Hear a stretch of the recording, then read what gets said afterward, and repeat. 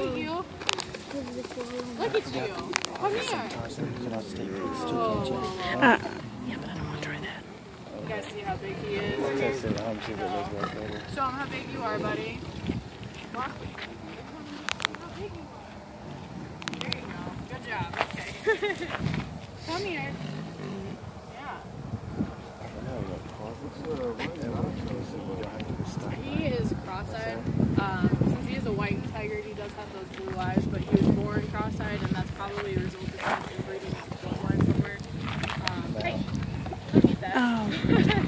But he's only about 4.5, so he's not even done filling out yet, and he's a lot like Madison. Pretty playful and very rambunctious. Likes to destroy stuff if he can. That's his goal. I got a bigger piece for you. I know. Come here. You put it right here. You don't see it in there like that. Now, oh, I don't want to hear it. I don't want to hear it. This is, I want my dinner. It's like this snack stuff. But, Tigger here actually has better sight than we originally thought. We thought he had very, very little vision that was good, but he proved us wrong last summer when he was able to catch a sparrow mid-flight in his mouth. So apparently he can see better than we thought. I know. I can't even imagine doing that with, perfect vision and trying to grab it, but he caught it mid-flight. So that shows you just how fast they can snap their jaws shut. Very, kind of like a bear trap. His sister lives in here too. Her name's JC, but she's real skittish to crowds, so we're just working with her. She doesn't like to come out very often. Every once in a while, I think I've had her show up 2 or 3 times for tours, so most of the time she just rather would stay down in her night house.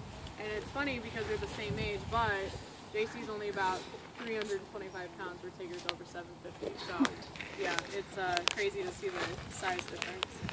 And these two had a really lucky ending. They actually got rescued by the Fish and Wildlife Service. There was a guy down in Texas in a retail store parking lot trying to sell them this fudge over the border into Mexico to a Mexican citizen. More than likely to put them into the black market. That iFaw video that you guys watched kind of touched on it, but a lot of people are willing to pay anywhere of $50,000 to $100,000 a piece for a cat. More if they're white. And a lot of people believe that if you consume a part of a tiger, it can cure cancer, get you stronger, things like that. And so a lot of people believe that and are willing to pay for it. So these two luckily got put in the Gladys Quarter Zoo after being confiscated, and then we got them last year, so they had a lucky ending. Huh, yeah. You can just enjoy your cross-eyed days, buddy.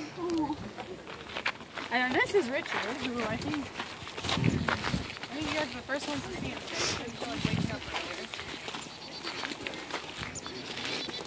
here. Rich. Hi. Hi, buddy.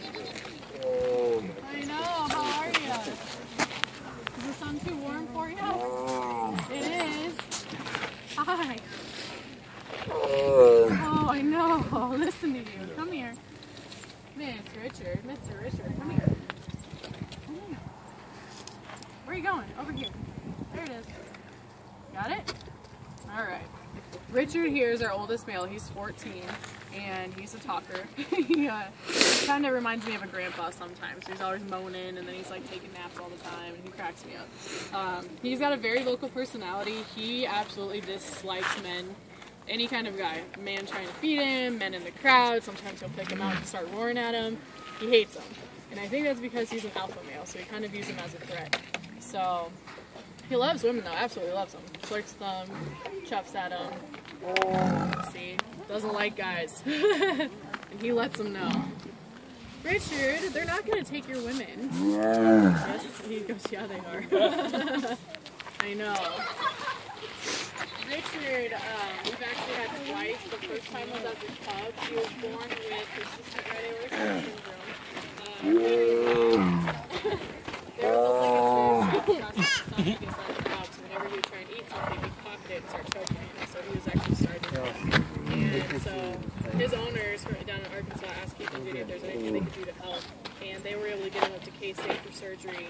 And they removed that ligature, and he made a full recovery and went back to his home, and then we didn't hear from him again until about August of 2011, and we got a phone call saying he's having muscle problems again in his throat now that he's older. So we went down to Arkansas to pick him up on one of the most miserable days of that entire year. year. And they actually, Nat Geo Wild sent a film crew with us. They wanted to film his getting picked up as part of their Animal Adventure series. So kind of had a little rise to fame. When his episode aired in November, he has no idea, but he's famous to people that watch that. What do you think, bud? I've seen that clip. Oh, wow, wow, wow. I know. He says, I don't understand what all these men are doing here. Now, if you guys look at his head, it's funny. He's got a big head and really big feet and kind of a slender body. So his feet are just kind of miscombobulated with the rest of his body. But big floppy feet, huh, bud? Yeah, yeah, no joke. One smack from one of those paws, I know. What do you think? Oh, wow, wow, wow. He's actually warmed up a lot since we got him. When we first got him that October, he had never been exposed to tours before, so he had no idea what they were about. And he'd never had a pool before either, so he gets his special breakfast, he gets his meal split in half, part in the morning, part at night. So when we first got him, he'd eat his breakfast, he'd go back in his house, he would have absolutely nothing to do with tours. Well, then he started getting comfortable and coming out and seeing us, and then he hated his pool because he had no idea what it was. So it took him until last August to stop walking by and hissing at it. Yeah, I know! We had to spray him down with the hose all summer until he decided that his pool was okay. So he's come a long ways. Huh, buddy? Yes. Yeah, you have. You still don't like men. I don't think I'll ever see. When he yawned, he swallowed.